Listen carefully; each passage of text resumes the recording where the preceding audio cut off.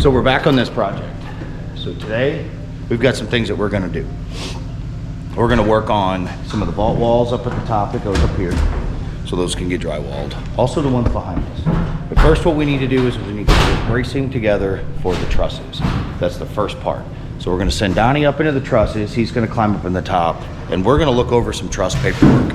That truss paperwork is going to tell us exactly where we're putting all of these braces in.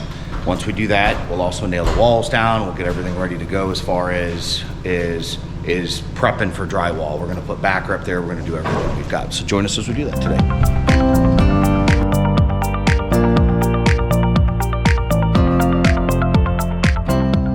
So I've sped things up a little bit. This house has 8-foot walls in the exterior and the interior. The center of this house is vaulted. That vault extends up about 6 feet taller than the 8-foot walls. So what we've done is we have built a small wall. We've taken a measurement from the top of the plate to the top of that vault wall. We've made this wall that height. We've put it on 16-inch layout. We've taken a measure, and we measure as far over on that wall, and then we measure up. And we keep moving over until that distance touches the roof decking. That is the length of this wall. Let's see how it gets installed.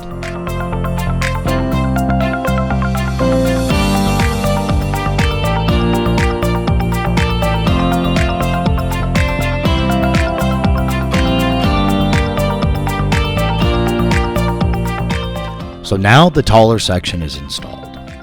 We have a small section that's left at the bottom of this wall. We've done the exact same process again.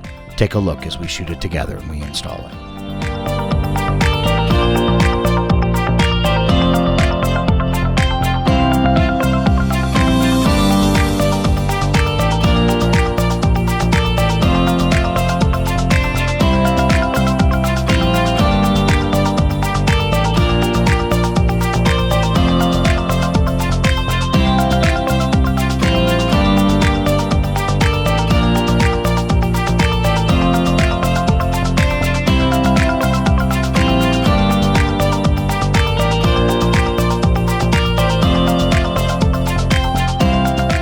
Well, we've moved to the other side of the vault.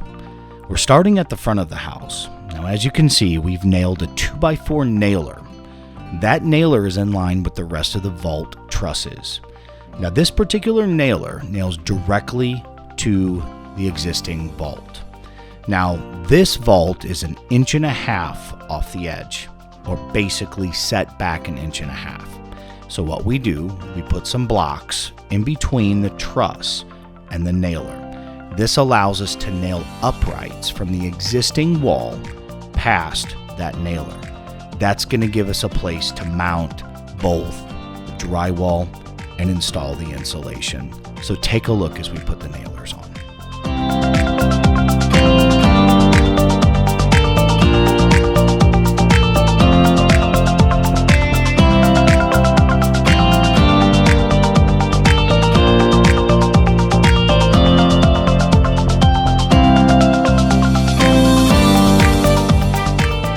So, as we're moving from the front of the house to the back, we reach a point where we run into the webbing of the trusses.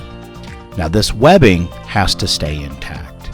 So what we do, we measure over, we measure up. We take a small notch out of the back side of our uprights. That allows us to clear that webbing. When we do that, the webbing stays intact and we're able to keep moving forward.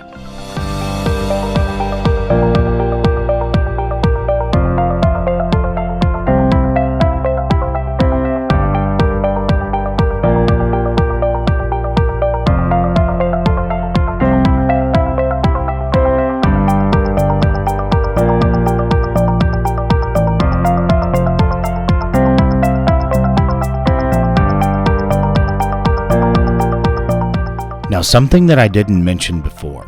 As you can see, I'm standing on a ladder and I'm marking the very top plate of this nailer. That allows us to stack all of our uprights on top of the existing studs. That benefits the drywaller. He can split a seam over that center and reduce cracking in the drywall seams.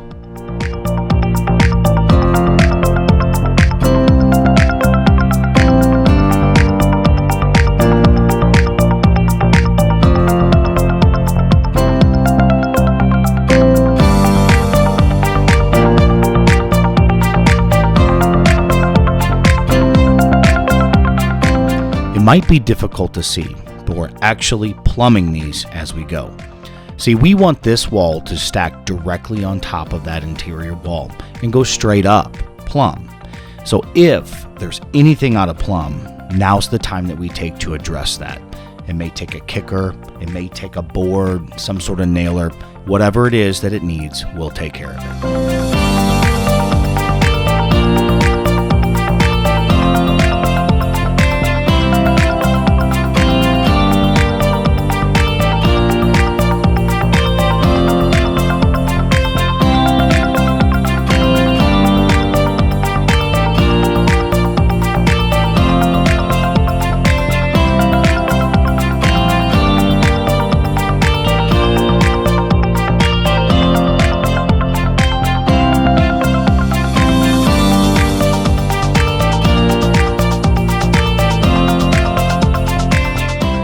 So we finished up that side of the vault.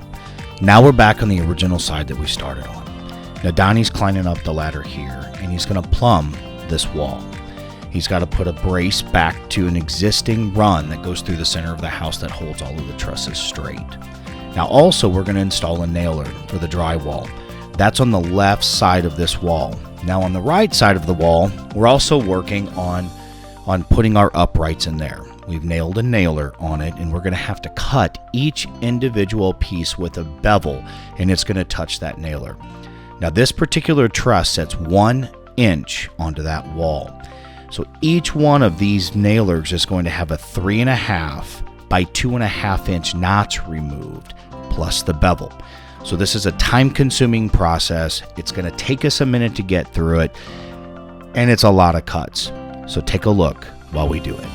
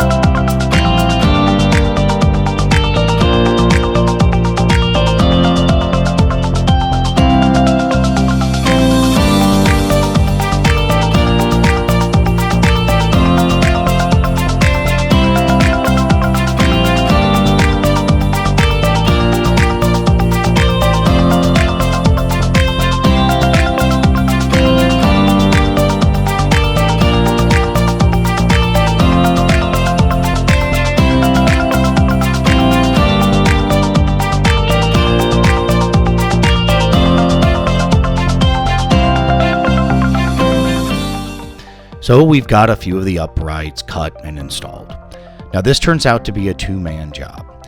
So Donnie takes off and does one of our code requirements. In the area that we're in, it requires tie downs on the trusses. We can do this through a clip, or we can do this through a screw. We choose to use the screw. Donnie takes off, starts that process. The rest of this is just finishing up this vault wall.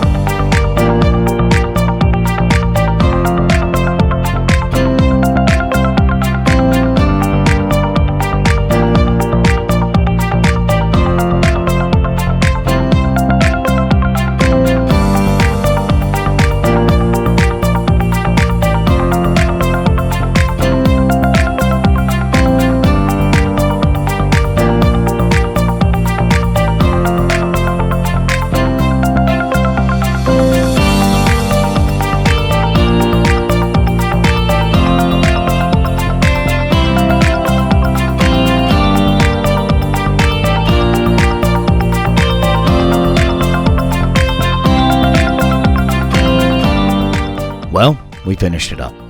Now, depending on where the truss hits on top of the wall, or at all, is what kind of work is required in order to make these vault walls come together. No matter what, you're going to need studs and a place to mount your insulation, and a place to hang your drywall. You're also going to need some nailers up there. That's where the drywall comes in and helps hold that steady. Now, each one of these vault walls that's on here is ready to go. There's very few code requirements in the area that we're in on exactly how we have to build these, but nonetheless, we have to build them. So today, we took care of the vault walls. We got the hurricane clips and screws in, and well, we also got all of the lateral bracing and all of the required truss bracing from the truss manufacturer. So this is what it looks like. Take a look and enjoy the rest of the music.